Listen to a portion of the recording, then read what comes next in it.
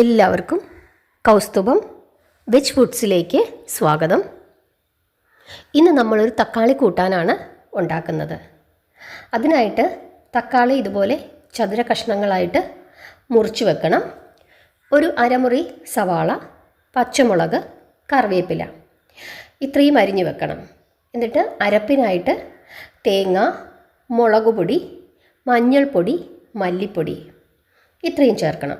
എന്നിട്ടിങ്ങനെ ഇതുപോലെ ഒത്തിരി അങ്ങ് അരഞ്ഞ് വെണ്ണ പോലെ ആകരുത്, എങ്കിലും ഒന്ന് അരയണം. എന്നാൽ ഒന്ന് ചെറിയ ഒരു തരിതരിപ്പ് ആ രീതിയിൽ അരയ്ക്കുക.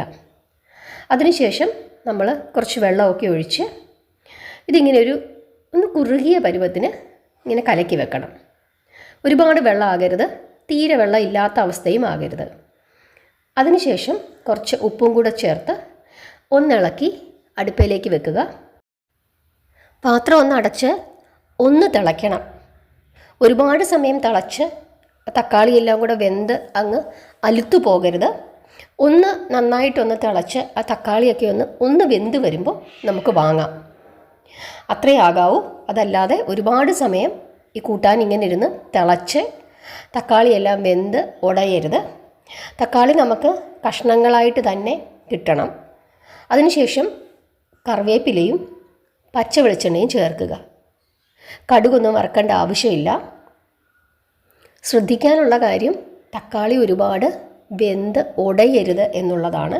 ഒരുപാട് സമയം കിടന്ന് തിളയ്ക്കരുത്. തക്കാളി കഷ്ണങ്ങൾ വേകുകയും വേണം, എന്നാൽ കഷ്ണങ്ങളായിട്ട് കിടക്കുകയും വേണം. ഇങ്ങനെ കിടക്കണം. അതാണ് അതിൻ്റെ ഒരു രുചി. പച്ചമുളകും വെളിച്ചെണ്ണയും കറിവേപ്പിലയും അതാണ് ഈ കൂട്ടാന് കൂടുതൽ സ്വാദ് നൽകുന്നത്. കടുകൊന്നും വറക്കേണ്ട ആവശ്യമില്ല. ഒരു ചെറിയ പുളിയും എരിവും ഒക്കെ ആയിട്ടുള്ള വളരെ സ്വാദുള്ള ഒരു കൂട്ടാനാണിത്. ഇത് മാത്രം മതി ചൂടോടുകൂടി ചോറുണ്ണാനായിട്ട്. നല്ല ചൂട് ചോറും നല്ല ചൂടായിട്ടുള്ള ഈ കൂട്ടാനും ഉണ്ടെങ്കിൽ വേറൊന്നും വേണ്ട. നമുക്കൊരു 2 തക്കാളി ഉണ്ടെങ്കിൽ പെട്ടെന്ന് ഉണ്ടാക്കിയെടുക്കാൻ പറ്റുന്ന ഒരു കൂട്ടാനാണ്. സവാള ചേർത്തിരിക്കുന്നത് കൊണ്ട് പിന്നെ അരപ്പിന് ചുമന്നുള്ളി ചേർക്കേണ്ട ആവശ്യമില്ല. ഈ കാര്യങ്ങളൊക്കെയാണ് ഈ കൂട്ടാൻ ഉണ്ടാക്കുന്നതിനായിട്ട് ശ്രദ്ധിക്കേണ്ടത്. നിങ്ങൾ ഇങ്ങനെ കൂട്ടാൻ ഉണ്ടാക്കുന്നുണ്ടെങ്കിൽ അതൊന്ന് കമൻ്റ് ഇടൂ. ഇനി ഇതിലെന്തെങ്കിലും വ്യത്യാസം നിങ്ങൾ വരുത്തുന്നുണ്ടെങ്കിൽ അതും കൂടെ പറയും. മുരിങ്ങയ്ക്ക ചേർക്കും, പക്ഷേ മുരിങ്ങയ്ക്ക ചേർത്ത് കഴിയുമ്പം അത് മുരിങ്ങയ്ക്കായുടെ ഒരു രുചി ആ കൂട്ടാൻ മുന്നിട്ട് നിൽക്കും. ഇത് തക്കാളിയുടെ രുചിയാണ് മുന്നിട്ട് നിൽക്കുന്നത്. ചൂട് ചോറുണ്ണാനാണ് ഈ കൂട്ടാൻ ഏറ്റവും രുചി. ഒരിക്കലെങ്കിലും ഇങ്ങനെയൊന്ന് ഉണ്ടാക്കി നോക്കൂ, തീർച്ചയായിട്ടും ഇഷ്ടപ്പെടും.